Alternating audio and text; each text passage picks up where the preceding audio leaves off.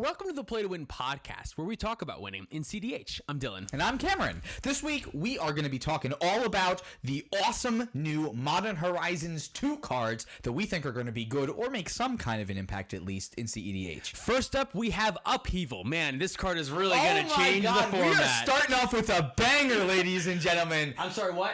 That card is a reprint? You said... Oh, and it's already banned? Right. Okay, never mind. We're Okay. going to just start over.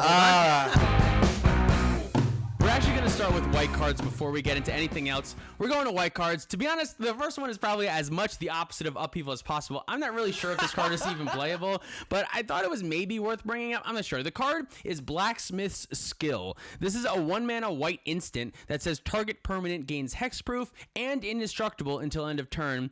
And if it's an artifact creature, it gets +2/+2 until end of turn. I'm not concerned about that part. But target permanent gaining indestructible and hexproof until end of turn.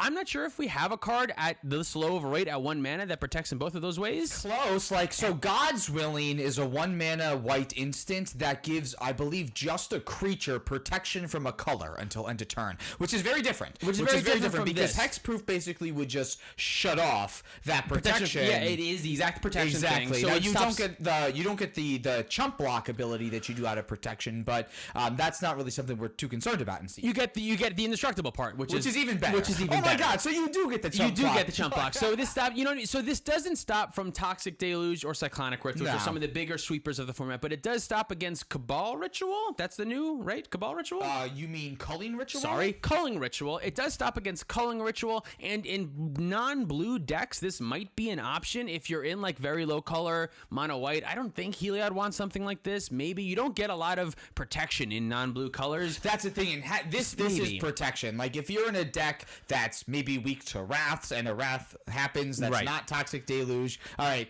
terrible example. I'm stretching here because the ceiling of Blacksmith Skill is not very high. If you're in the floor can be relatively low. Yeah, if you're in blue, counter spells are just going to do you better, but if you're not in blue, maybe this is an option if you're really permanent based. I'm not sure. That's the thing. Yeah, it's a specific counterspell. Let's move on. Next one on our list is Out of Time. This is a 1 and 2 white, 3 total mana for an enchantment that says when Out of Time enters the battlefield, untap all hold on, I lost it. Jesus. You also skipped one. Oh my god, did I? In my order, Out of Time is next. Yours is not next? Well, if we're going in alphabetical order, we have a... Mine's not set to alphabetical. Yours is set to alphabetical? Mine's alphabetical and in color order. Mine's color and mana cost. I'll switch it. Even still, that would not be the next card.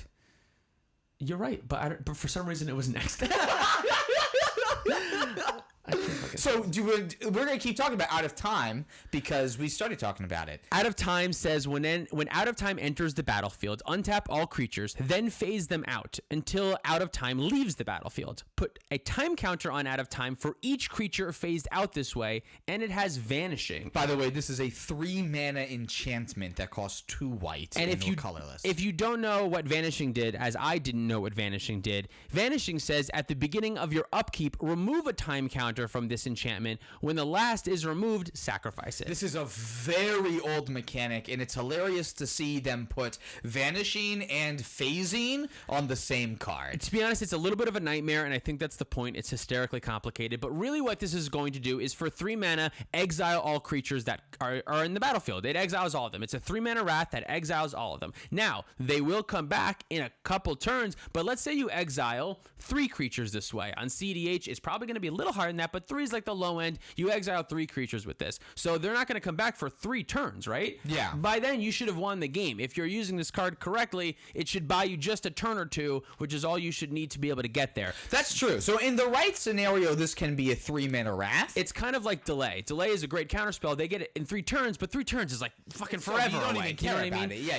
and most of the time, this is going to get rid of like 5 creatures, which then that's 5 turns from now, right? That I'm understanding that correctly, right? Oh no, 100%. Yeah, the more turns. creatures, the longer this stays out. Yes. So like if you have a problematic situation, I like this. Like if you're able to flash this out specifically, like if you can flash this out like Emergent Zone or something. Well, yeah, like with Emergent Zone, like, and if you get this out like in response to like you can you can like demonic tutor, they go to cast opposition agent, and then you go, in response, I'm going to out of time, wipe the board, I get the tutor. Still get the tutor. Yeah, it can do some stuff. It's a similar rate to Toxic Deluge. Instead of paying the life, you kind of have to pay future time in them coming back. I think it's an option. It's certainly an option for a 3-mana Wrath in the decks that would want like a Wrath of God effect. Exactly. Next card we're going to talk about is... Although, I mean, I'm sorry, I do want to say, though, it doesn't put them in the graveyard, which is also very notable. So if there is a strategy that like would want... Like if there's a Leonin Arbiter situation that might come up, that might just be even better than putting it into the graveyard. Yeah, it doesn't fuel Underworld Breach, so that's better. I mean, phasing is effectively exiling. That's, you know what I mean? That's what it's doing. They're just gone. But then you still can't cast like Mist Hollow Griffin if for some reason that was like a food chain situation. Then you could, you couldn't, because they're not because it's phased out. It's not exiled. Yeah. That's such a weird situation. I don't know how if the food chain player has played their Mist Hollow Griffin, Magic, they're dead anyway. All right, next one, let's talk about. I don't know which one's next because now we're in different orders, but let's talk about Esper Sentinel. Yes, Esper Sentinel is a choice card. I think this card is going to see a lot of play. It's a 1-mana artifact creature, human soldier, that says whenever an opponent casts their first non-creature spell each turn, draw a card unless that player pays X, where X is Esper Sentinel's power, and it's a 1/1 originally. I've seen this called Wristic Buddy. I've seen this called the Fish Stick. I like that one. Fish Stick is really good. This is such a good card. In any Tymna deck, in any Staxing deck, I think this card is really good. Anything that you can pump the power, that's probably not going to come up a ton in CEDH. That is such a freaking bummer. Like in the draft format, there's so many +1/+1 modular stuff going on in like red white specifically. So like you're gonna be able to get this card where like people are paying like 3 to 5 for their first non-creature spell. But like I'm just picturing this at my cEDH table going like, oh man, this 1-mana like one-time Rhystic Study effect for like a heavy creature deck that I'm playing against. Like this does not seem like it's optimal. That being said, this is one of the best things that we could have hoped for. This was a great boon to white. This is exactly how white should be drawing cards. Yeah, exactly. And this really shows that they really want to go in the white direction here. Like they really want to make sure that they're, actually improving the card quality. I think this card shines in Tymna decks. I'm really excited to try it out in 2 Tymnas because I can copy with Sakashima and have multiple ones. I'm playing Rick recently, so you can give it +2/+2 if you want. I mean, it is a human, so that's great. I think this card does a lot. It's kind of funny. It really is kind of a worse Mystic Remora. Every time they make a white card, it's just a worse version of another card that already exists. But Mystic Remora is an incredibly powerful, busted, stupid card. We don't want more things at that level. So I think this is a great include for any creature deck, any Staxing deck. I don't think it goes in every deck. This deck probably doesn't go in like Blue Farm. I don't think you really want it there. No, but even like a mid-range deck, a mid-range Tymna deck would be great. An advantage deck would love this because if you can turn this into Hull Breacher when you need it to, and then wheel, that's absolutely fantastic. Yeah, and I love that there's no upkeep. Like Fishes, Fish has the upkeep all the time, but this is just gonna, if no one's gonna interact with it, it's just gonna stick around there. And it's just gonna be fucking annoying for everyone. Right. Next one is Solitude. This is a 3 and 2 white, a 5 total mana creature and elemental incarnation with flash and lifelink that says whenever Solitude enters the battlefield, exile up to 1 target creature. That creature's controller gains life equal to its power. So it's a Swords to Plowshare. But the interesting part about this card is that it has Evoke, and the Evoke cost is exile a white card from your hand. So this is part of a cycle, and effectively this is copying another Force of Will type thing for all the colors, right? Spoiler alert, this is the best one of the cycle. Yeah, you think so? Oh, hands down. Okay, hands down. I think for CEDH, you're probably right. Yeah, for CEDH, I think you're probably right. I would think, this has kind of been the one that I have my eye on in particular. Yeah. I've been saying, especially more recently, like there's just not enough on the board removal for these, big, heavy, impactful creatures that are coming into this format. And it does suck that you have to exile another white card from your hand to be able to do this for free. So like this is not going to be seen as like a Swords to Plowshare replacement in most decks for that reason. Kenny currently plays 3 white cards in my list. Yeah. That's it. Like this is not going to be seeing Swords to Plowshare is one of them. Like I don't want to exile Swords to Plowshares to do this. But in something like Heliod, this is all white cards. I have to imagine, I'm not sure, I don't know Heliod, but this has to be reasonable inclusion, right? The fact that it's a creature, so I know Heliod wants to play like Sanctum Prelates. You want to name Sanctum Prelate on one, and then you have the Swords to Plowshare right in your hand. That sucks. This card gets around that. Exactly. That's pretty good. You can pitch that Swords to Plowshares now to do this. Yeah, there you go. That's a really cool one because any dead card in your hand from Sanctum Prelate just it's fine. You have Solitude. I'm very excited about this card in two Tymnas again. Oh, we're talking about white cards, so I'm going to talk about two Tymnas again. But that deck actively wants to get Sanctum Prelate into the board quickly and copy Sanctum Prelate. Yeah. This one, I'm going to be naming Sanctum Prelate on 1, 2, and 3. And this is not even a non-creature, so I can cast it through whatever number I want. That's the other thing, too. Like, you could just flash this in if you have 5 mana and just do that. Sometimes that's going to happen. It's going to suck, but it'll happen. Sucks, but you're going to do that. At a free cost, this card... Choice. Very good removal. Solitude. Beautiful card. Beautiful art. Yeah. Beautiful city in Skyrim. It just does it all. It does a lot. Yeah. I'm going to read the blue cards. You got it. And then we're just going to go We'll color go back and by forth. color. I like that. I think that's a good idea. Okay. All right. I'm really excited for this one here. This is Dress Down. Casual Friday is this card. This is a 2-mana enchantment with flash. I'm only going to call it that from now on. When Dress Down enters the battlefield, draw a card. It's great. Creatures lose all abilities. The 4th line, at the beginning of the end step, sacrifice Dress Down. This is a fantastic counter against Dockside Extortionist, against Thassa's Oracle. Yeah, like Opposition Agent, Hull Breacher, any creature. There's so many we things. can just name all the creatures. Just literally, or you could just take our word for it. Pick one. Yeah, exactly. Hit me with all your Tymna creatures, or one of them. Nope, boom. You're Power not and draw any toughness cards. is completely irrelevant in this format, so the abilities are all that matters. So you just turn off all creatures for 2 mana. That's pretty good. It replaces itself. And it replaces itself. That is what draws me. I don't even care about the counter aspect. Yeah. The fact that even if it feels dead in a lot of situations, just because nobody is trying to win the game with one of those effects at that time, you can still cycle it exactly like you said. You know what deck I think this might be great in? Which sounds kind of weird, but Derevi maybe? Sure. Now, that sounds strange, but Derevi normally plays, or not, I don't know about normally, I'm not sure anymore, but at one point, Derevi was playing Sun Titan quite a lot because you could get your stasis back. This is pretty good with Sun Titan. Now, it turns off your creatures, which is bad. But I don't know. Maybe it can see some type of play in a Derevi deck or some type of like staxing deck. I'm interested in ways that this card can be brought back, and Sun Titan bringing it back is kind of cool, which is strange because when Sun Titan brings it back, it would be bad. It'll shut the Sun Titan off, but Sun Titan's still a 6/6. Yeah, but it's just gonna go away then at the end. Yeah, you just get to draw a card, so it's like a Dark Confidant that you bring back. You just get the that's card. Not very good with Sun Titan. Now, I'm not sure. I was trying to think like, oh man, this would be like so good in Obeka, but the problem is that it shuts down Obeka. Yeah. So where the right home is for this, I'm not sure. 2 mana for removal isn't ideal, but it's multiple removal. It shuts off a lot of things. If you're looking at just like it's great against stack stacks. Like this card is great against 2 Tymnas. Oh yeah, right. So maybe Derevi doesn't want it because Derevi's a stack stack. Maybe that'd be bad. But it seems like because a lot of times you're gonna be facing against a stack stack and they're gonna have 14 creatures and you're like, I took Cyclonic Rift out of my deck. I don't have anything for this. Dress Down though shuts them all off, cantrip, and then you can just get through. Exactly. Yeah. No, this card is definitely going to be seeing some sort of play. The amount I have no idea yet, but I'm very excited to try this card out.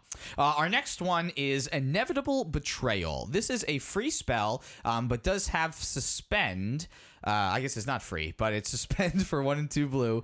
Search target opponent's library for a creature and put that card onto the battlefield under your control. That player shuffles.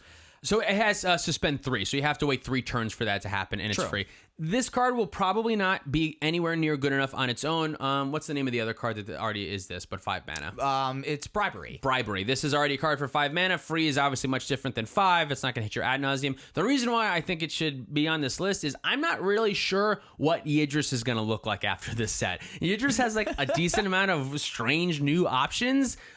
Maybe this is something. Also, Bolas' Citadel can cast these cards for free. I don't know if that's good, but it might be good. So if Yidris is gonna, can't be bad, right? So if Yidris is gonna start playing like more of these Suspend cards and maybe lean into Bolas' Citadel. I've been trying Bolas' Citadel out in Ikra Krom. I've liked it so far. I've been thinking about that card a lot more ever since we played No Ban List. Yeah, like it's pretty good. You can make it better in this format. And Inevitable Betrayal also it's free off of ad nauseum. That's pretty good. As far as what creatures you're gonna get, you're probably just going to get your Thassa's Oracle. Pick one. Just name them. You're just gonna. This is just like a Praetor's Grasp. If you have like a wheel in hand, you can go get your Hull Breachers. Like I feel like we're just naming the same Any 4 of the creatures. cards But what we're looking, you're looking for a win with this card, and if you can get it off for free off of the top of Bolas's Citadel, off of a Yidris, maybe that's good. Kind of Praetor's Grasp is we what can this skip might be. the next card, Recalibrate. I thought this said return target permanent to its owner's hand, and if you discard a card, you can draw a card. That's not what it is. So we're gonna skip Recalibrate. I don't think Recalibrate's good. We're gonna move on to Subtlety. This is a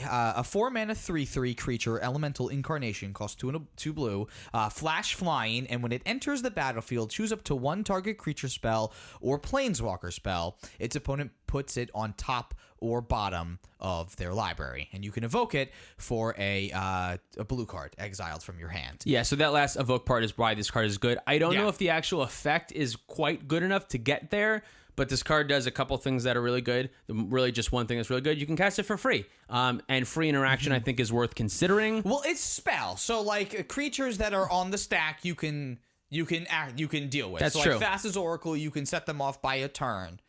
You don't get rid of it. They're obviously going to put Thassa's Oracle back on top of their library, but like if for some stupid reason I'm not you have sure a way to if it's shuffle good. I'm not sure if it's good enough. I feel like I'm now talking about in Magical Christmas Land scenarios. Like it's I want this to hit any spell, but it only hits creatures, and it's never going to hit a planeswalker. Yeah, to be honest with you, I didn't really realize that it couldn't just straight up bounce a creature. It has to be a creature spell. No. Creature spell means that creature spell does count if it's already in play. It's like Venser. It's like Venser that way. Okay, good. Yeah. That threw me off for a second. No, but okay. I believe that wording is exactly how that works. Okay, so if you can still bounce it, I thought Venser said creature or creature spell, but I could be wrong. Now I'm second guessing. Double check. Venser, Shaper, Savant. Specifically is worded so that it says the following words: enters the battlefield, return target spell or permanent to its owner's hand. Okay, so maybe Subtlety can't. So I'm starting to think that Subtlety can only bounce a creature as a spell. If that's the case, I don't think this card is very good. All right. Our next card is called Suspend.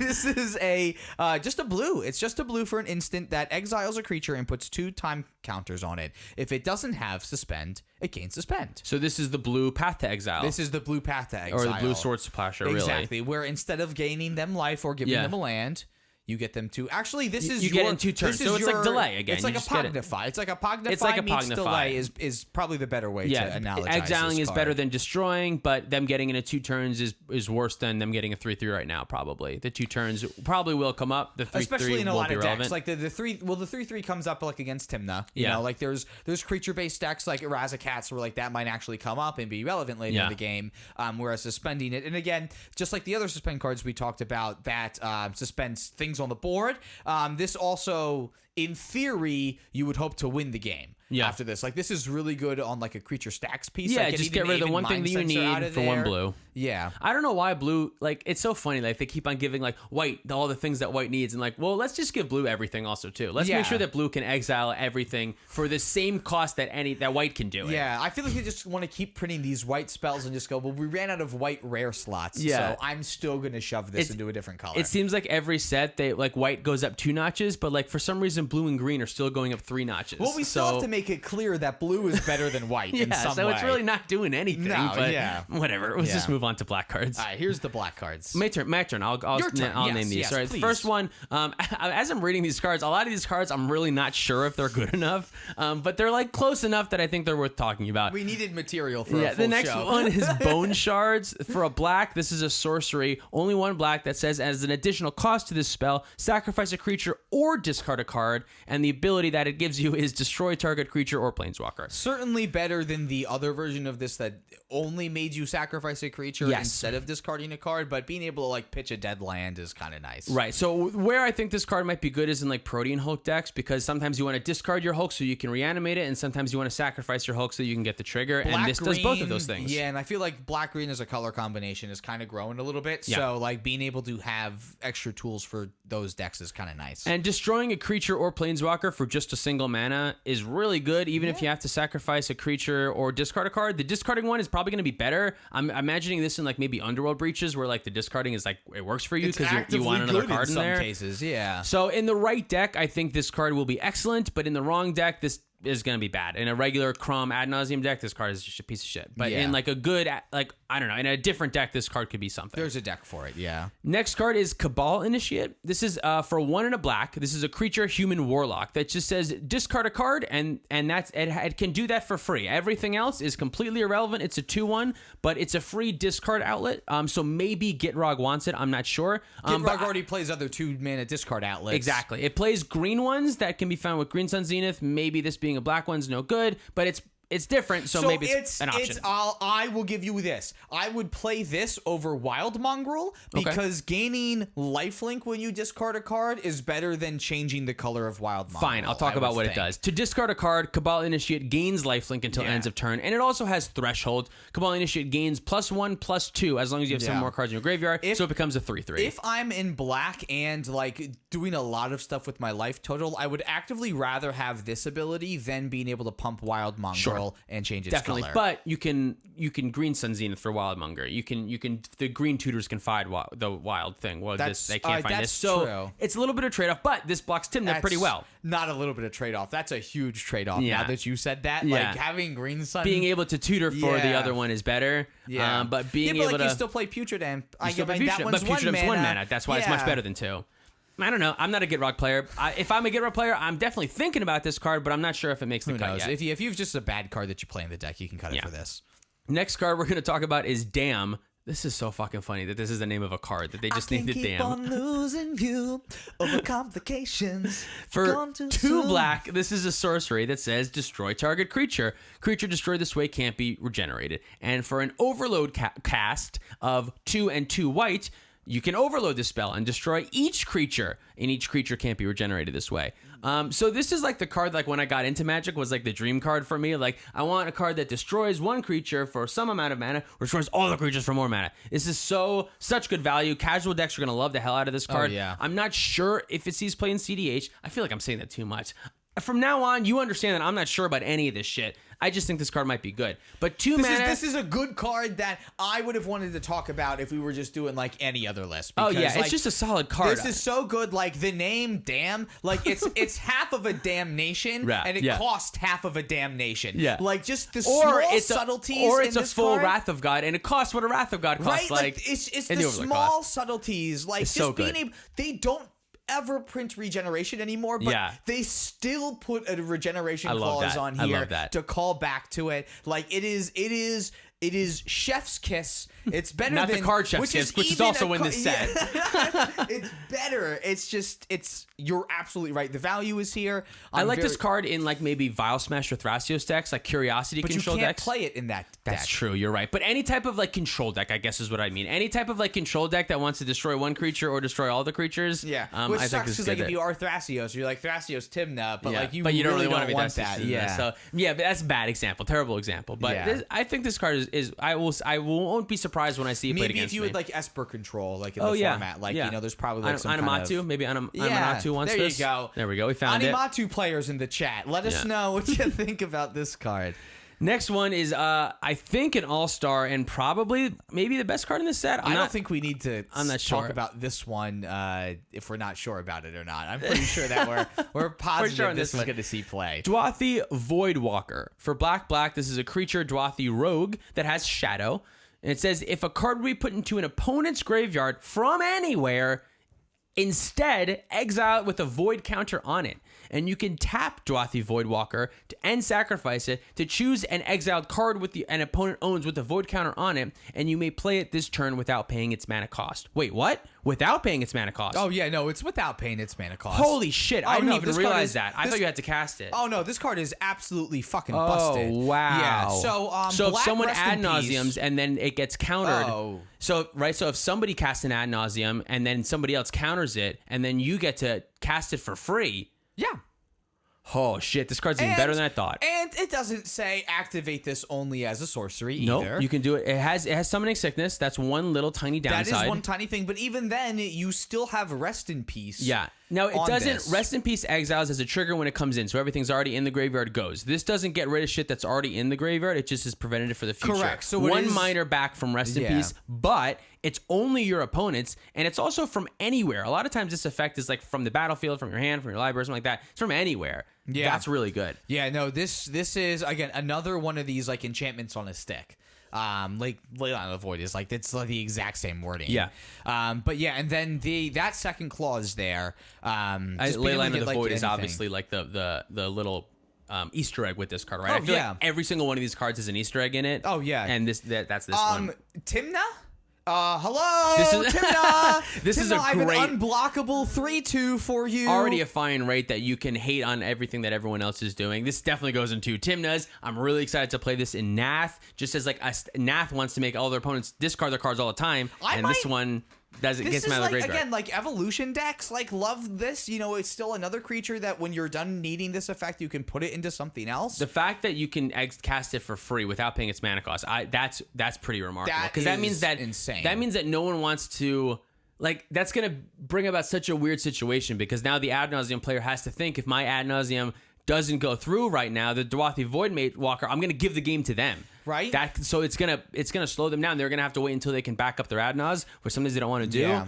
I would mulligan for this card aggressively if it's in your deck. It seems this really card just powerful. Seems very. I mean, Underworld Breach. Yeah. Fuck you. Yeah. Like there's just it stops a lot. Stops so much. It stops a lot of graveyard stuff. Next card we're going to talk about is Profane Tutor, which we just talked about, a card that I thought might be the best card in the set. And Profane Tutor may have made the new best cEDH deck in the format. That's probably hyperbole, but this card is really good nonetheless. It is a free Tutor, another Suspend card for 0 mana, a sorcery that has Suspend 2 for 1 and a black that says search your library for a card, put that card into your hand, then shuffle. So it's Demonic Tutor with Suspend 2. You're supposed to wait 2 turns for this. You're supposed to wait 2 turns, but the little book, Cody, the new 5-color Cody, whatever it's called, uses this card like no other. Basically, you activate Cody.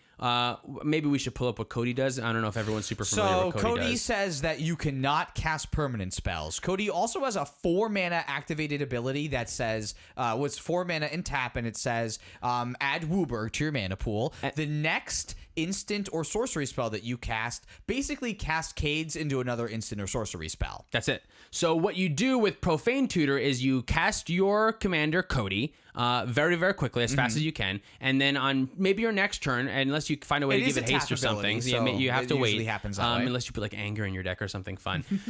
You activate it, you cast an instant or sorcery for 1 mana, and you cascade through your deck until you hit Profane Tutor, because it's the only free instant or sorcery in your deck that actually has a 0 mana cost in the whole deck, and you find Ad Nauseam. So this is kind of like having Ad Nauseam in your command zone.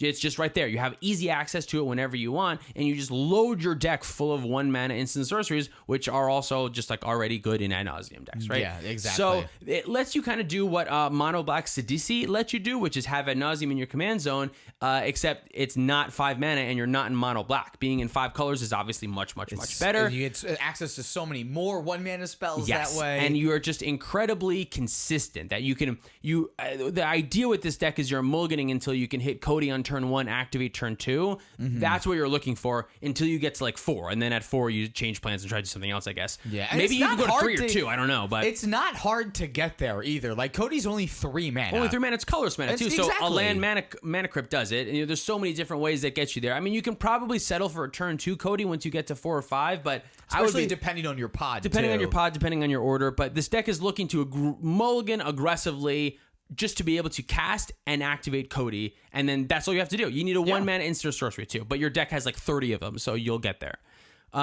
Profane Tutor is really good. Outside of Cody, I'm not sure where it sees play. Same thing with the other Suspend cards. Bolus of Settle is interesting, and so is Yidris. Maybe what I like about this is that, if you do cast this off Bolus of Citadel, you can just go get Necro, and then that way you have you'll have your whole Necro Bolus of Citadel thing going on. Is that good enough? I don't know. I mean, sure. we already don't see that in cEDH now. So it's definitely good in Cody. It might see play in Yidris if Yidris becomes like a full blown Bolus of Citadel deck, which maybe it should. We'll see. We're gonna see this card a lot, though. I know that either way. Next card is Tinker. No, it's there we go. No, now we really have it going. Unmarked Grave for 1 and a black. This is a sorcery that says search your library for a non-legendary card. Put that card into your graveyard, then shuffle. Notice how it doesn't say non-legendary creature card. It just says a card. Some good options might be a Sire of Insanity, which is a creature, or something else, just anything at all that's not a creature card. You could put Unburial Rites, not a great cEDH example, but you could put something like that. You could put... No, it just says non-legendary card. Right. Yeah. So you can put like, what's the for 4 black, and you can flash it back to by sacrificing 3 creatures to reanimate a creature? Oh, come on, Cam. You got this. Dread Return. Dread Return. You can search Dread Return with this card, which is great because you can put that into your graveyard and then sacrifice 3 creatures. And I see what you mean with this. Yeah, you don't have to search for a creature. You can search for a non-creature that has flashback or something else that you want in your graveyard. A Savine's Reclamation to flashback your Underworld Breach.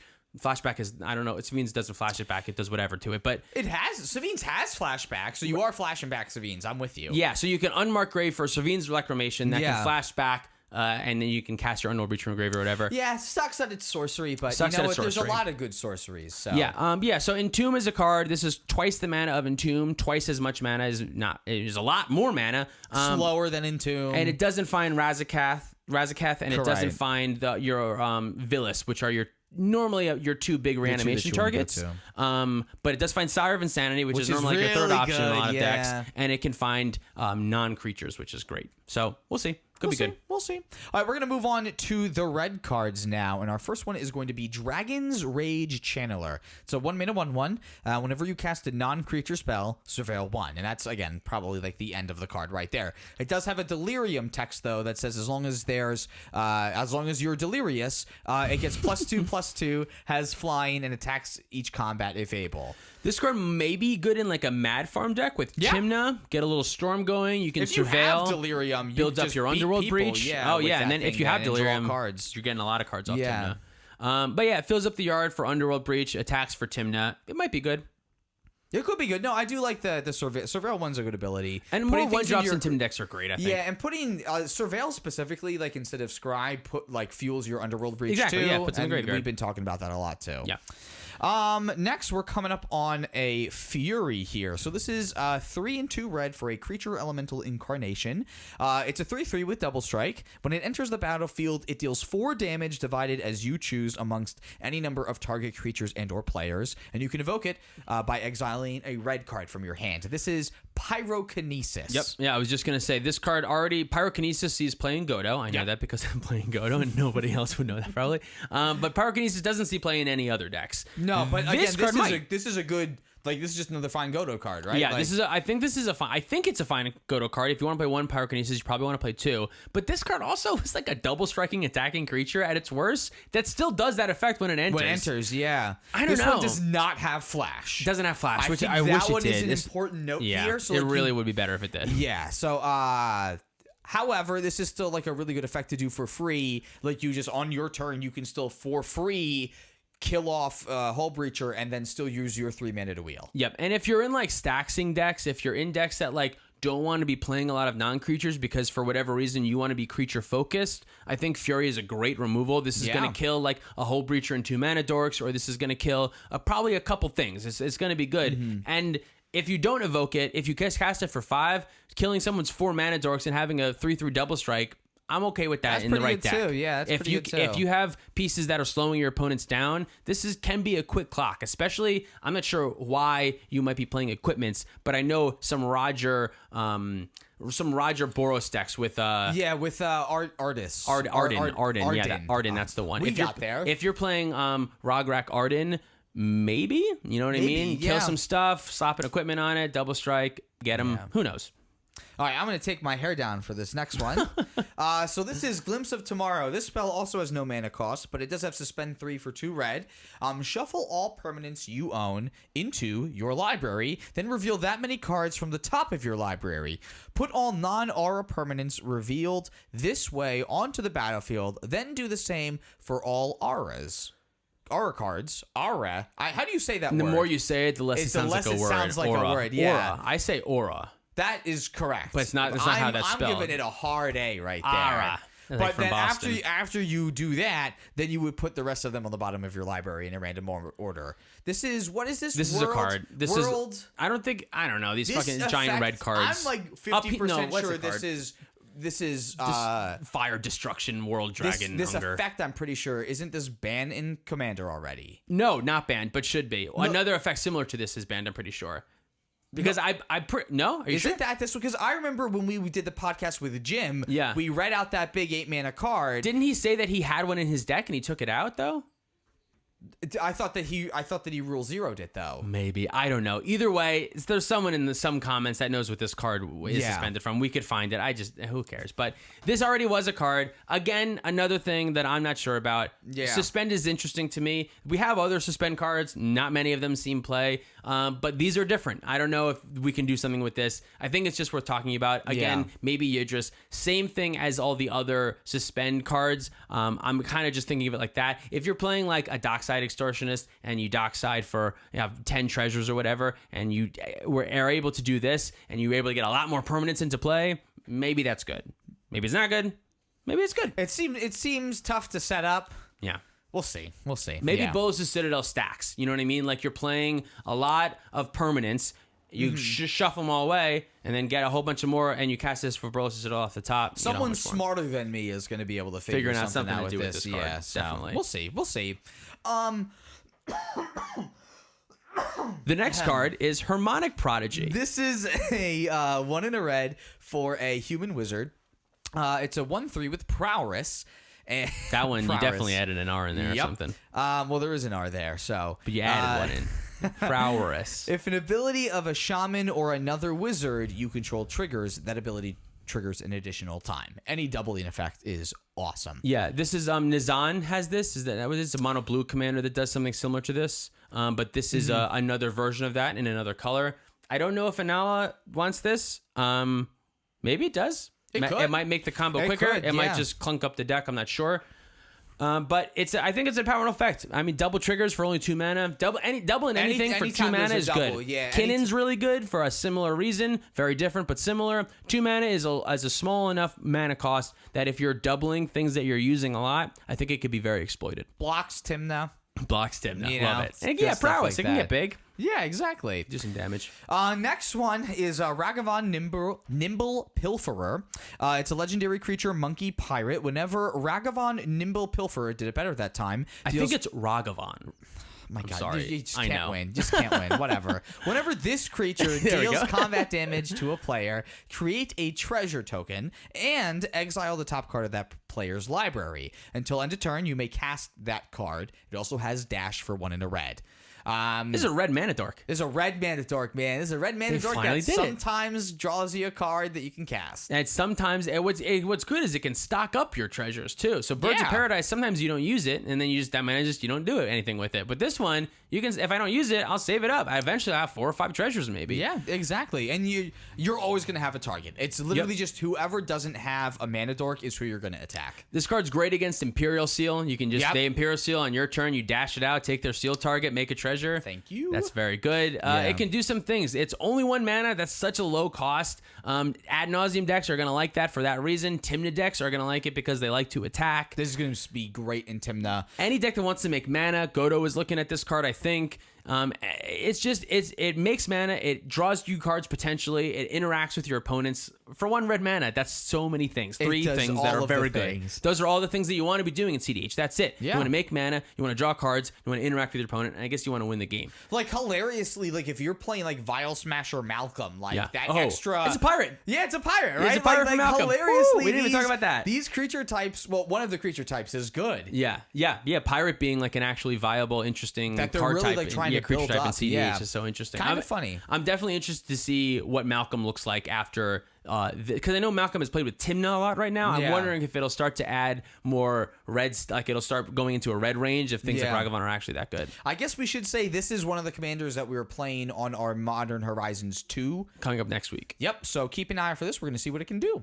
Next card is Strike It Rich. This is a red mana sorcery that says create a treasure token. You can flash it back for 2 in a red. So it replaces itself as a wild Cantor that also you can flash it back. Yeah. That seems good to me. So it replaces itself in mana, technically not in cards. Not in card. But if you think about it, it has flashback, so this is kind of like 3/4 of a card in that way. You can get it back. I think Cody, that's now playing the Profane Cody, whatever that, this is one of your 1 mana cards that you want. Yeah, this is just another 1 mana card that replaces itself. Perfect for that style of deck. Anything that casts spells, like Kark Sakashima is going to want this. Probably looking at this card, right? I would imagine. Quite a bit. Man, if you can just copy it a couple times, this is a 1 mana,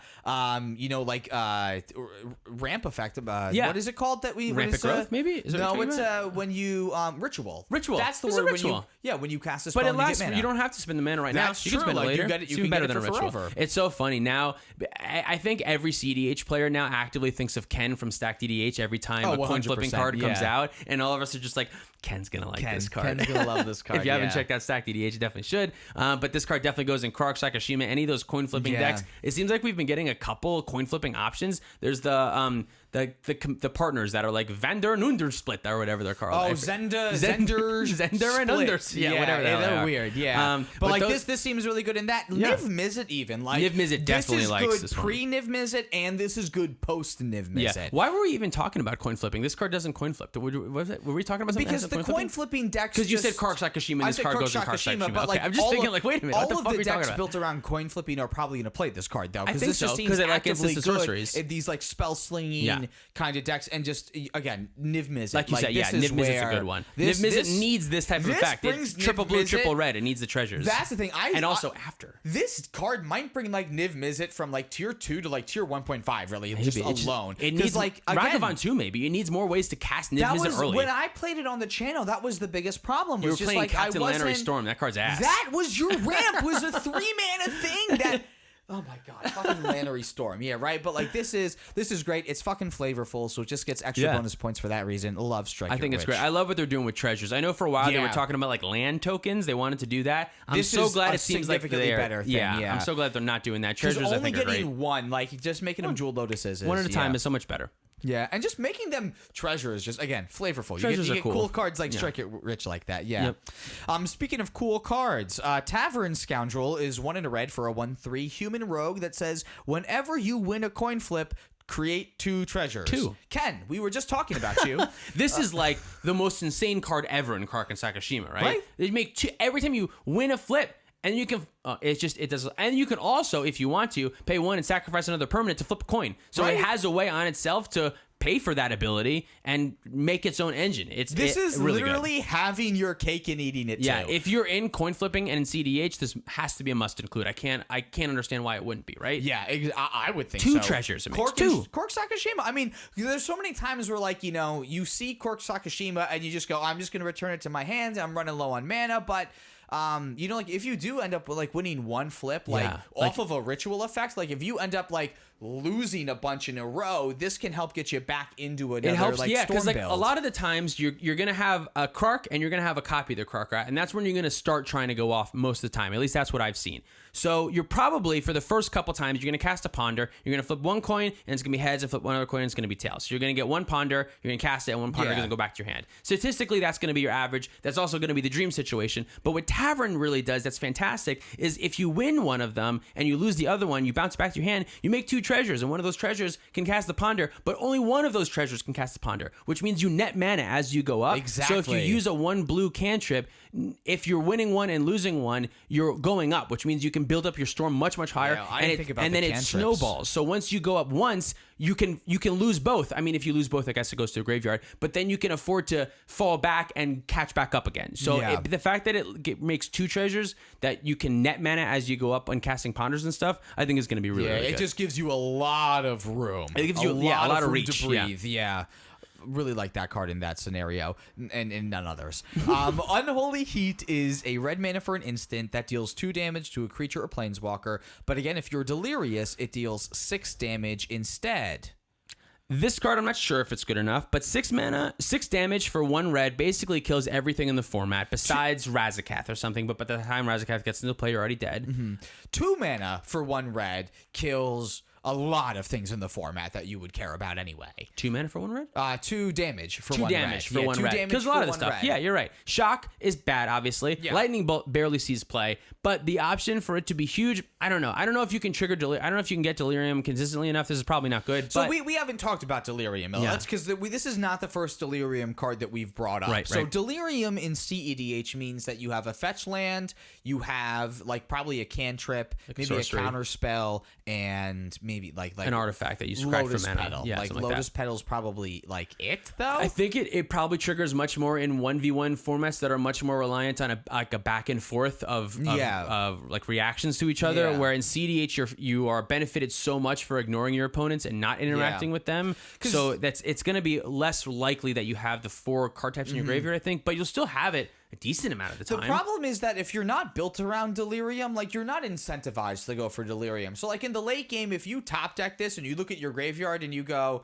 oh, like I have 3 and like I have no other way to put an extra thing, like this is just the worst card ever. Like this just seems not fantastic. Yeah. But like if you try to like dilute your deck and you play like Thought Scour and like you can like somehow like fuel it yourself, like that still doesn't seem like it's worth it, so that your 1 removal spell deals an extra 4 damage to not a person, just if you find yourself putting worse cards in your deck to make other cards slightly better, you're dangerously running out of cEDH. Yeah. cEDH is based off of all the cards being individually very powerful. So once you start powering down your cards so that the synergy is better, you start making a worse deck. Next up, we have the green cards. Chatterfang is first up on the list. Chatterfang Squirrel General. This is a 2 in green, and to be fair, for a commander player's point of view, this is really a green-black card, but it's in the Moxfield green section, so we're going to go with it. This is a legendary creature, Squirrel Warrior, for 3 mana, 2 in a green. It's a 3/3 that has Forest Walk, and says if 1 or more tokens would be created under your control, those tokens plus that many 1/1 green squirrel creature tokens are created instead. And it also has, so you get the tokens that you would normally get plus that many squirrels. Oh, yeah. And it also has an ability for a black, and sacrificing X squirrels, target creature gets plus X minus X until end of turn. So it has removal from the command zone. That's kind of good. The reason why this card is interesting is that you can create a Hulk pile, a Protean Hulk pile, that has Pitiless Plunderer, and I think it's just Pitless Plunderer, actually. It might be, yeah. Pitless Plunderer and a Blood Artist effect. Those are 4 and 2 mana, so that's 6. That's your pile. And then with a black and another black and I think 2 creatures, you can create a loop where you are sacrificing squirrels and gaining treasures from the Pitiless Plunder, and the treasures will make you squirrels that you can sacrifice, and with the Blood Artist effect, you create a pinging effect and kill the whole table. Yeah, so the way I think it works is that I'm pretty sure you just stay even on treasures and squirrels the whole time, but because you have the Blood Artist, everything's dying, and you're able to kill people that way then. I don't know. It's something. Is this a deck? Is this something that like you put in a deck that like is already like trying to dockside? Like that's where I feel like I would. Yeah. I might. If you're in like Corvold, maybe right? Like, probably not, but maybe. Right, but like that is dockside extortionist deck, right? Right. So like if you have a situation where you can make like 11 treasures off of this, you get like 11.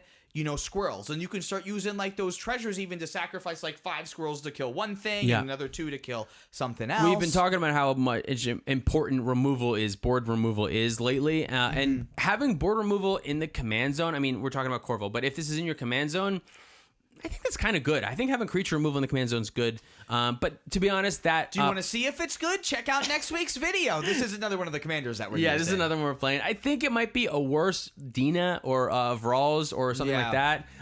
But it has some upsides. The Forest Walk is interesting, I suppose. In Thrasios Timna, Forest Walk is nice to draw you cards. Sure. There we go. You can draw some cards off Timna. Next card. That's not a deck that even plays Dockside Extortionist. Endurance is next up. For 1 and 2 green, this is a creature elemental incarnation. This is another evoke one. It has flash and reach. It's a 3/4, and it says whenever Endurance enters the battlefield, up to 1 target player puts all the cards from their graveyard on the bottom of their library in a random order. So this stops Underworld Breach. This stops reanimation effects. This even stops Thassa's Oracle, because Thassa's Oracle checks on how many cards in your library, and this puts a whole bunch of cards back in your library. Very true. Oh, sorry, I didn't even mention you can evoke this card by exiling a green card. I said that at the beginning. You did mention evoke at least. You can evoke it by exiling a green card. This card also blocks a Gilded Drake that's attacking you. Sure. You flash that fucker in and then... Get it back into your graveyard because it was your Gilded Drake, and you can reanimate it in Kenrith. There we go. Yeah. That being said, I'm not playing this card in Kenrith. No, not in Kenrith. This can be free. And it's a creature. So maybe if you're in like some type of pod deck, if you're in Nissan, maybe deck, like all the mono green decks are at this. hardcore playing this, because you do get to pod into it with Nissan, and with Nissan. It's a car. It's a car.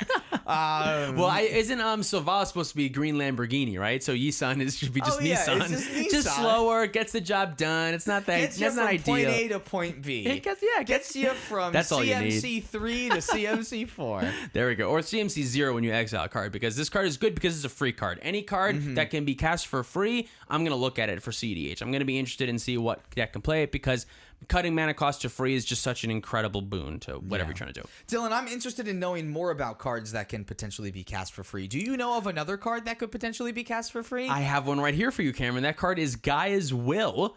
This is a sorcery with Suspend for 4. You can cast Suspended for a green.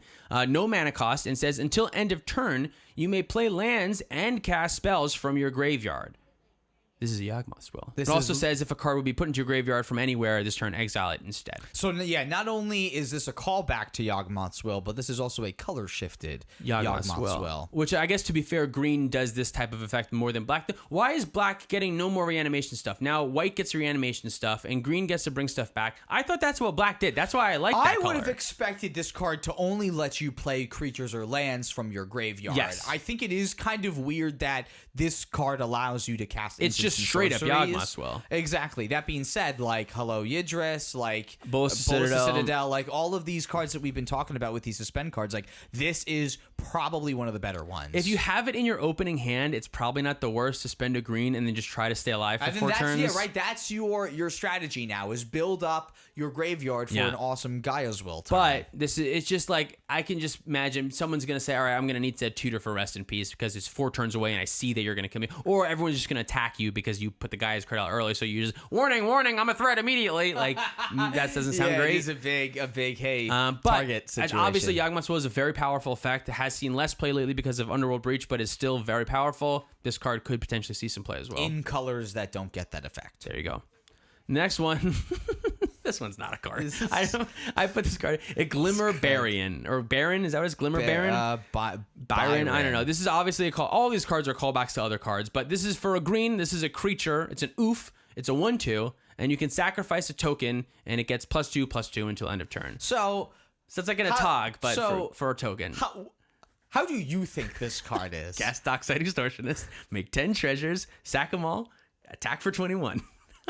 Why 21? Because this is not your commander. But it's good. 21. This is terrible. And they're not going to add That's after one that. player that they like chump with this. You waste your whole Dockside and you only get rid of half their life. Them off of a Forbidden Orchard. And then they untap and win. You're like, this card fucking sucks. You rip it in half. This card's terrible. This is no good. But if you're, I don't know. I've been seeing more equipment stuff. If you're in an Arden deck that's in green, I don't know. It's not good. Let's move on. I'm sorry for you. This next you're one's in an Arden deck that's in green. This one is a definitely much better green creature 1-drop. Ignoble Hierarch. This is the mirror to Noble Hierarch, but for Jund instead of Bant. For a green, this is a creature goblin shaman. It has Exalted. It's a 0/1. And it says tap, add black, red, or green. I'm playing this in any deck that wants mana dorks 100%. and is in these colors. 100%. Any deck that wants mana dorks, that already played mana dorks and is in these colors, 100% goes in. I think it's specifically good in Najeela. Najeela normally has to fetch for Taiga on their first turn so that they can cast Najeela on their second turn because there are no mana dorks besides Birds of Paradise that tap for a red.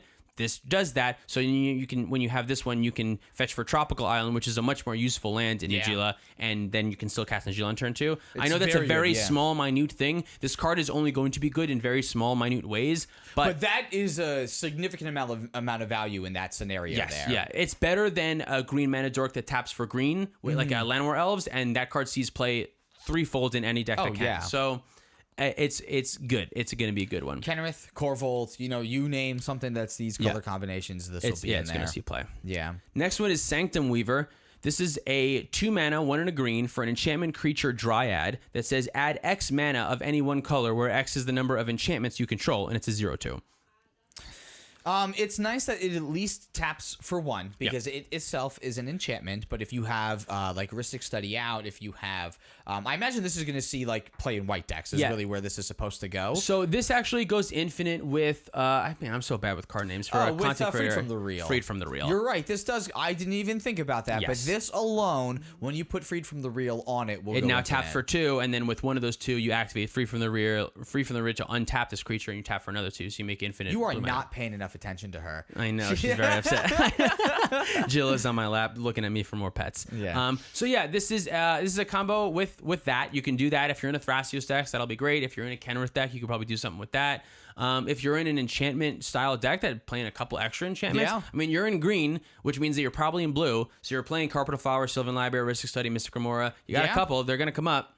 I don't know. I mean, it's like a Boreal Druid. It's like no, sorry, not like Boreal Druid. It's like like Arbor Elf? No, it's for 2 mana. You can tap for any color among permanents you control. Fucking A. Oh, it is a druid. It's a druid. What is it? Fuck. So bad with card names. Why don't I know this one either? I play it. And it's mad expensive. Everyone is shouting. Bloom Tender. That's what it was. Bloom Tender. Everyone's like, so shaking their screens. Bloom Tender. It's similar to a Bloom Tender. Sometimes Bloom Tender taps for 1. Sometimes Bloom Tender taps for 4. This is going to be similar. Yeah, like if you do want to do Freed from the Real stuff, like this is just another toy that you have. Like Freed from the Real stuff isn't like fantastic. Nope. Like it's all right, but it's. I've seen it in play in Kinnan decks. I've seen it in plays. There are cEDH decks that are looking for that. That you're gonna do it, but like it's another toy. Here you go. Here's your toy. Let's move on. This next one was your include, so I'm gonna let you talk about it. Timeless Witness. What is this card? Oh, you really don't like this one in here. I can tell. So this is Eternal Witness, but 1 more mana and Eternalize, basically. For 7 mana. Yeah, so we don't need to really talk too much about this. I thought this is like kind of cute in like a Yisan. Yeah. I can see that. Yeah, to be honest, it's not the worst. It's just a second Eternal Witness that costs more mana. You're going to play Eternal Witness over this every single time in like your Evolution deck still, because 3 is a lot more important than 4 for 1,000 different reasons. And the Eternalize is just never going to come up at 7 like, mana. It's nice, but like in casual, it's going to matter a lot more card's in great, that case. Yeah, if you're in casual, this card's a great card. But like I do like it in pod chains though, for the same reasons why I like Eternal Witness. It's just a little bit more flexible that way.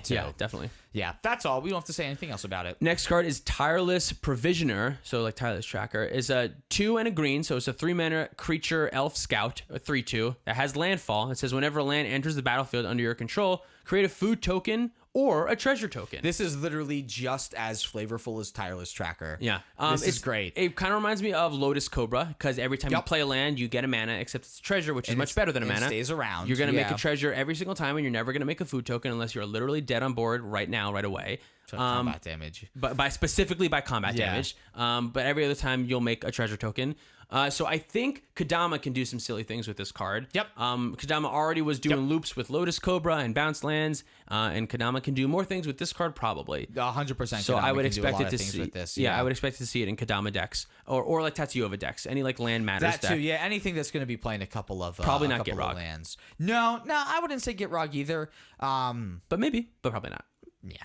Let's move on to multicolored cards. All right, so we're gonna jam into Garth One-Eye. This is a Wooburg legendary creature, human wizard that has tap. Choose a card name that hasn't been chosen from among Disenchant, Brain Geyser, Terror, Shivan Dragon, Regrowth, Black Lotus.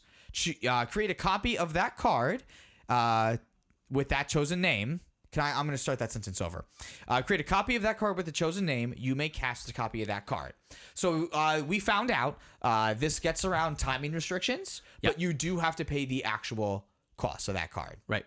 This card is I've never seen a card like this in my entire life. It mentions cards that already exist on it that it creates. This is Yu-Gi-Oh! Level shit. But it doesn't actually tell you what those cards do. So like... Yeah. This is like, they always talk about like for the new player, like this card is a new player's worst nightmare because it says 5 cards that you don't know what they are. And you wouldn't have played if you didn't play in 1994. Because all those cards are 20 years old. Yeah, exactly. Or 25 years old. This is 25 years old. 26 or like 7 I don't know years how old this game is. Point. Holy shit. Yeah, I don't think this card is ideal. I don't think it's great. I think Kenrith is better. But it does some things that are interesting. If you can give it haste or wait a full turn and make infinite mana, or specifically infinite untapping, like with a dramatic reversal Ice Ground Scepter combo or something like that, you can use the Brain Geyser after you've made infinite mana to draw your whole deck.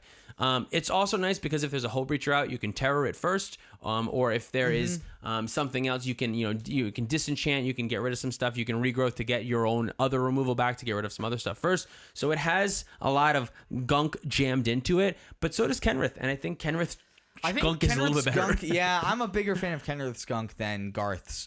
You guys are going to see it next week too.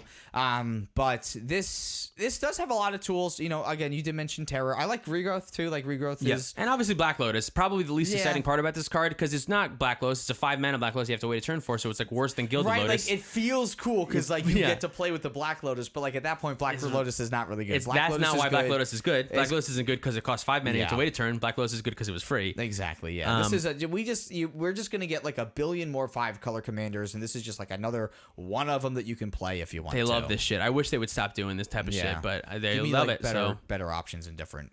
It's just stop with the 5-color shenanigans. I feel like I'm like clutching my pearls about all the 5-color shit because I know eventually we will all come to the conclusion that 5-color is better than partners. The cards will just get better and better and better, and it'll be better to have access to all of them.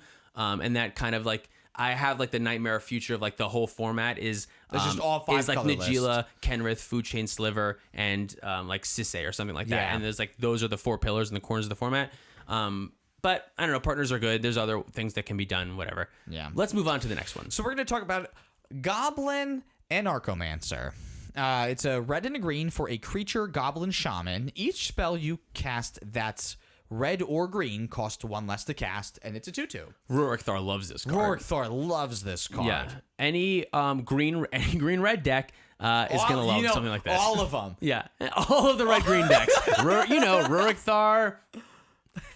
Next card. All right. I'm not sure if Red-Green Storm can be a thing. I don't know if Korvold Storm wants something like this that would reduce. I don't know. I don't think so. That's true. But reducing by 1 can be a powerful effect on only 2 mana. Yeah. We've seen cost reducers on 2 mana be good before. This one could be good too. Yeah, exactly.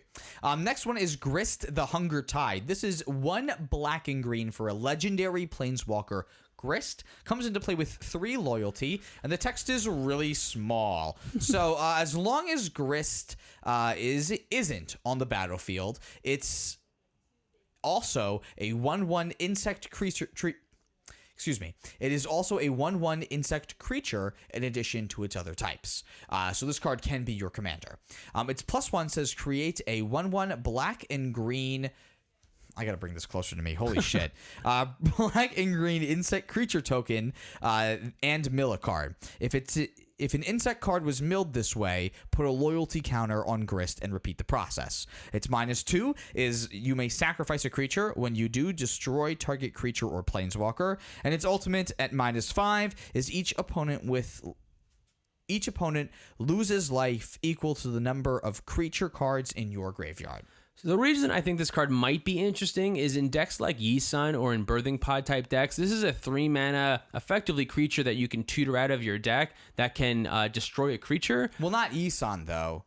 Yeah, that's right. Not Yisun. But if you're like, I'm thinking, so I play Nath and Yisun is in Nath. So I'm thinking about if you have Yisun in your deck and you're also playing Grist, I think this card can be good. Because as far as I'm aware, there's not a 3-mana effect that can target, destroy a creature. The only other one is like Ravenous Chupacabra, which is 4, and effects that are like each one is sacrifice a creature at 3. But like Blood Pod, this is still like decent. Could be an interesting, could be an interesting option. You can Finale of Devastation for your Green Sun's Need. All the green tuners can find this and put it right into play, which is kind of interesting. That +1 ability is you're not gonna have any insects in your deck, so it's just gonna do it one time. And the minus is not very good, but.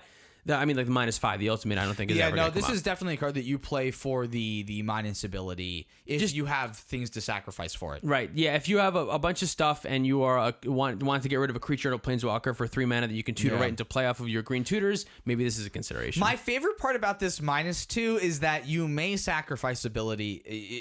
You can -2 it and do then nothing. not do anything, right? You can just choose to -2 it and then... Great, pass the turn. I don't know why they word it like that, but they do. Whatever. All right, next one is Sithis Harvest's Hand. That's a mean card name. Sithis Harvest Hand. I hate when they do stuff like that. Sithis Harvest Hand. So this is a green and a white for a legendary enchantment creature, Nymph. Whenever you cast an enchantment spell, you gain a life and draw a card, and it's a 1/2. It's really cool to have... a enchantress in the command zone for only 2 mana. Yep, this is exactly what you want. This one was previewed after we filmed our game for best Modern Horizons 2 game. This might have been one of the commanders we chosen if we had seen it earlier. This card is cool. This card is cool. My only issue with this card, and it's not really an issue I have, but I see the complaint about cards like Corvold a lot, or cards like Chulian a lot, that are just like the absolute, they just let you draw a card for exactly what you want to do in those color combinations. This is exactly those cards, except it's only 2 mana instead of 5. It's just like, I feel bad for casual players who are playing Selesnya Enchantress, or this is just the clear option. There's no other choice. I mean, you had the God before, maybe you had some other options, but like if you're playing Enchantress, this is just by far the clear option you want to do. Even if you're in like other colors, you probably want to drop with them for this one. I wouldn't even feel bad for them. They just like got exactly what they want. Yeah, exactly what you want. Yeah, this is what you were kind of hoping for, is like a like an Enchantress player, right? As like a Pillow Fort kind of player, like this is exactly what you want, right? But my fear is that it'll be looked at as boring, because Corvold and Chulian were looked at as boring because they just like they do for exactly what you want to do. They just reward you by drawing a card, and for some reason people didn't like that. I like that. I will love this card. I would love to play this card. But why would you play like the fucking good cards? Why do you want to power down your fucking cards get deck? Better, make your deck better. Yeah, but this card is good. I think it'll see play. We don't have an Enchantress deck in cEDH, not one that I'm familiar with or know much. I know there's the Bant Planeswalker that does some Enchantress stuff, but I don't know. Well, we'll see. This one, I don't know what a cEDH Enchantress deck really looks like, so this will be new. There's never really been one. There's never really been one. And we don't know if there will be one, right, is the other thing. But maybe this is going to the 99 when you have like Rhystic Study and like Mystic Remore and like just other different things that you can maybe play. And it's just a draw engine for 2 mana that can be put in your command zone is pretty good. And the life gain is nothing. But our next one is Yusri, Fortune's Flame. This is a 1 blue and a red legendary creature Efreet. It's got flying and it's a 2/3. Whenever it attacks, choose a number between 1 and 5. Flip that many coins. For each flip you win, draw a card. For each flip you lose, it deals 2 damage to you. If you win 5 flips this way, you may cast spells from your hand this turn without playing their mana cost. You get a 1-turn Omniscience. So this is our 4th and final deck that we're playing in our Modern Horizons 2 games. Yep. In theory, you average 2.5 cards per turn, and it's about a 3 to 4% chance that you get to Omniscience. That means that there's also about a 3 to 4% chance that you deal 10 damage to yourself and don't draw any cards. Yeah. And that means that with a Krark's Thumb in play, those odds jump from 3 to about 23 to 25%, somewhere around there. I think the actual number is like 24 and change. That being said, like if you are able to draw, like a commander that draws you 2.5 cards on your turn is like, that's pretty good. Like, that's a lot of card advantage. Yeah, I'm kind of looking at it like Sylvan Library. Sylvan Library can draw you 2 extra cards for 8 life, which is a lot. This one on average will draw you 2 cards for 6 life or 3 cards for 4 life. It can sometimes backfire and you will draw nothing and take 10. It will sometimes be the best thing in the world and you will draw 5 cards and have an Omniscience and probably win the game immediately. This is another great Tavern Scoundrel deck. So you just flip 5, and then if you get 2, boom, draw cards, like make 4 treasures. It's like 4 treasure tokens right there. Yeah, it's insane. It's insane. I don't know if this is better than Krark and Sakashima, or if this is better than Undersplit and whatever, or if this just goes into one of those decks. But it's a draw engine, 3 mana, it flies, you can get through. Maybe in a Tymna deck, probably not. But it's got some potential, so we'll see what it does. Let's move to colorless cards. First up, we have Dermotaxi. This is a weird one. This is a 2 mana artifact vehicle with imprint. It says, as it enters the battlefield, exile a creature card from a graveyard, not just yours, a graveyard, and you may tap 2 untapped creatures you control. Until end of turn, Dermotaxi becomes a copy of the imprinted card, except it's a vehicle artifact in addition to its other types. So what this card is interesting for is it's kind of like an Animate Dead effect. It's the same rate at, if you want to reanimate a creature from your graveyard, you spend 2 mana, you exile the card from your graveyard, imprint it under this. You have to have 2 creatures, and you can tap them, and you get the creature that you get a copy of the creature that you exiled. So probably this is going to be like a Razakath or something like that. That's probably best case scenario. Best case, that's what you're looking for with this card. Especially because the 2 creatures you're going to use to tap to activate this ability, you're just going to sacrifice to Demonic Tutor anyway. Yeah, so in that specific situation, if you're playing Animate Dead and you're looking to Animate Dead or Razakath, this is maybe another option for you. Yeah. It does stink, though, that imprint is specifically what it is because, and then that if you get stopped, you're fucked. That's the thing. Like at least with Animate Dead, you had you had the other dance and you could reanimate it again. Yeah, and it was fine, but this isn't like that. So. Yeah. But could be. Next it's one, still really good. Yeah. Next one is Diamond Lion. This is a 2-mana artifact creature cat that is Lion's Eye Diamond. You can tap it, discard your hand, sacrifice Diamond Lion, and add 3 mana of any one color. Activate this only as an instant. Activate this only as an instant is weird wording. I'm used to the old wording of Lion's Eye Diamond, which is activated as a mana source, which basically just means that you're not interruptible. Like you can't respond to it. This card, so is Lion's Eye Diamond on a stick is what this card is, except it costs 2 mana instead of 0 mana, which is an enormous difference. And since it's a creature, you have to wait a turn. Another enormous difference. So it's significantly worse than Lion's Eye Diamond on almost every level. I almost don't even know if it should be included on a cEDH list, except for one deck that might want it, which is Godo. Godo only wants to count to 11. Godo just wants to make mana, and 2 mana now for 3 mana later is a rate that Godo is okay with, I think. Especially at the cost of your hand, because in theory, if you are going to Godo, then you're going to win the game at that point once you get to 11. And you've already dumped your hand already. By the time you're casting Godo, theoretically, the only thing left in your hand is maybe a Red Elemental Blast, and that would be good to have. But if you get your Godo out a turn earlier, you don't need the Red Elemental Blast, just win instead. What's really good about LED, though, is that it does come into play. And you can use it right away. Yeah. It's definitely worse. It's not even in the same ballpark as Lion's Eye Diamond. No. It's not even close. This costs mana. It has to have to wait a turn. It's terrible. Yeah. But it does something. It makes for 2 mana now. You can make 3 mana next turn, and that is a reasonable rate that we don't see often. Yeah. Next up, Liquid Metal Torque. This is a 2 mana artifact that you can tap it for a colorless, or you can tap it to make a non-land permanent become an artifact in addition to its other types until end of turn. This is just a 2 mana rock. Sometimes they see play. Again, Godo will play a 2 mana rock that makes 1 mana. Godo might play this. If you're going to play like a Boros deck that has like Wear Tear, you can turn something into an artifact and then wear that. That's an option. It can do some stuff. Yeah, it's an option that you have now that you didn't have before. Let's move on to Sword and Hearth and Home. Sword of Hearth and Home. This is another one of the sword cycles, Sword of Feast of Famine, whatever. This is a 3 mana artifact equipment that says equipped creature gets +2/+2 and has protection from green and white until end of turn. And also has when equipped creature deals combat damage to a player, exile up to 1 target creature you own, then search your library for a basic land, put both those cards onto the battlefield under your control, then shuffle. And it is equipped to. So it's the same cycle that we've been waiting for. It's the green-white sword. I see people hating on the blink ability, and I love blinking things. Like I feel like there's maybe not in cEDH, there's not like but like Dockside, like that's kind of funny. It can be pretty good, yeah. And getting the land can be something. I think there are some ways that this can go infinite with a couple of extra moving pieces, having Aurelia and some other stuff. You have some ways to have to equip it at instant speed. It seems tough to set up. But it's a green-white sword. I think that's interesting enough to talk about. And one thing that is specifically interesting, it says you can blink a creature you own, not control. Oh, that's funny. And then does it come into play under your control? That's funny. So if someone Gilded Drakes you, grab that shit back. That's pretty good. If you're not in green and you need a way to ramp, this gets a basic land into play.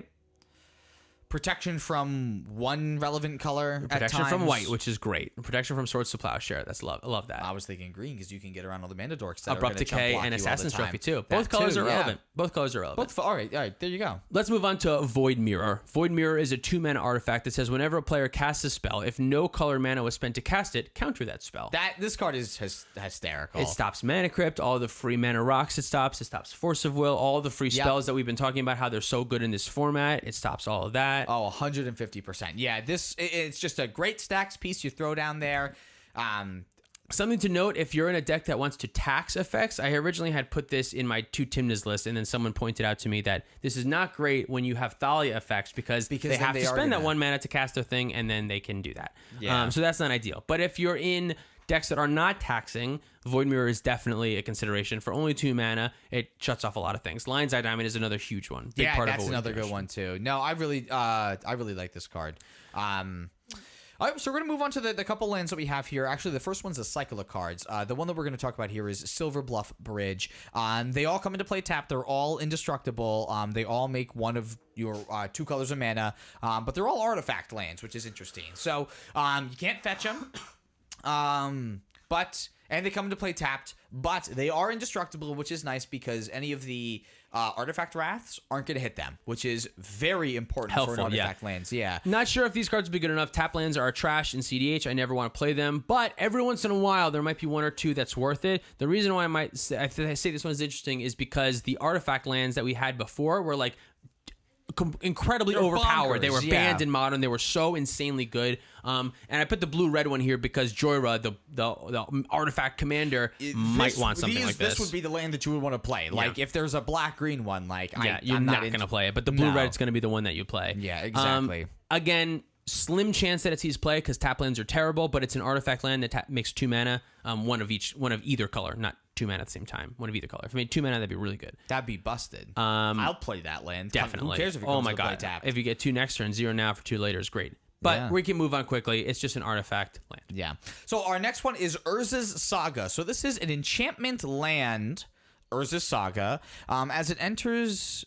It's weird. It's an enchantment land, but it's also a saga. It's also a saga, specifically Urza's Saga. It's just like a subtype. It's a land because it has no cost. Right. No cost. But I think you can still play a land for turn? No, this is your land drop. This is your land. This is a land. It's your land drop. Oh, because it is a land. It says it's like Triad land Arbor. on it. It's a land. That's your land drop. Yeah, duh, Cameron. So the first uptick on it when you play this is that it gains add colorless mana. So it's a land that can tap for mana on the turn that you play it untapped. Great. On your next main phase, you go to Chapter 2, and it gains, for 2 mana, you can make a Construct, which is a 0/0 artifact that gets +1/+1 for each artifact you control.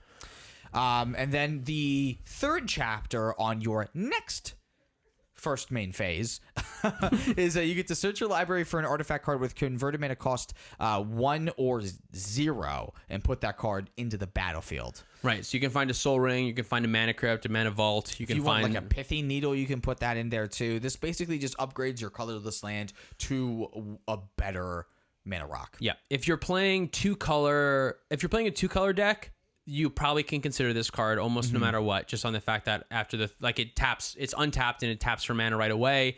Taps for mana on the second turn, and the third turn you can find an artifact that will tap for more mana. Yeah. If you're playing like specifically Urza, this is probably great in Urza. Oh yeah. If you're playing like low color blue based stacks decks that are looking to find things like Pithing Needle, if you're looking to find things like Cage. If you're looking to Cage, like if you're in tech scenarios like that, Cage is a really good one you can get. Yeah, it's going to be helpful. Most of the time, it's probably just going to find a mana rock, like a Soul Ring or something. But some of the time, it will find a very important stacks piece, and it'll be really good. Yeah.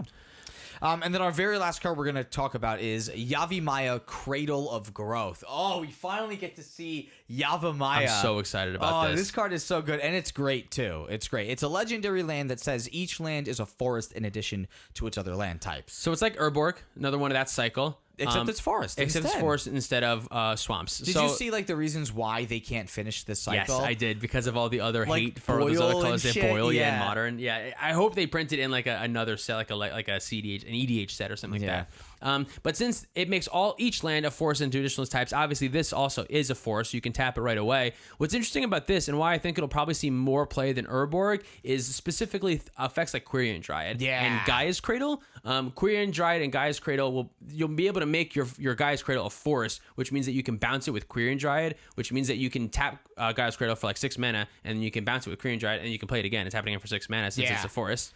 So there's a lot more fun little tricks that you can do with Yavimaya, Cradle of Growth, that the tricks that are better than the tricks that you can do with Urborg. Yeah, the tricks that you can do with Urborg are like Cabal Coffers and stuff like that, which is just too slow for cEDH. You have to make too much mana to make too much more mana. But Yavimaya, those cards I just talked about are already see play. They're already. Is it Quirion Dryad the right one? No, it's Quirion Ranger. I was knew just it. Gonna let you keep going. I knew it. Quirion Ranger. I feel like everyone knew. We all all knew. You all knew what I was talking about. Scrib Ranger, Quirion Ranger. These effects that allow you to bounce a forest to your hand to untap something or do something are really great when you can turn your Gaia's Cradle into a forest, bounce it to your hand after you've already tapped it for mana, play it again, tap it for more mana. And Quirion Dryad is a card. I know it gets +1 a counter every time you cast a color of a spell that's not green. I know it is. I mix it up every time. But this one is also specifically better than Urborg because having an untapped green source is much better than having an untapped black source because you can cast your mana dorks right away on it. In general, I feel like I'd rather have all of my lands tapped for green than black. Like scenarios come up where I want more green for things significantly more often than black. Yeah, you also don't play ad nauseum decks as much as I do, but I see that is also true. That is also true. But yeah, that's it. That's the end. Those are all of the cards for Modern Horizons 2 that we think will probably maybe not see play in cEDH.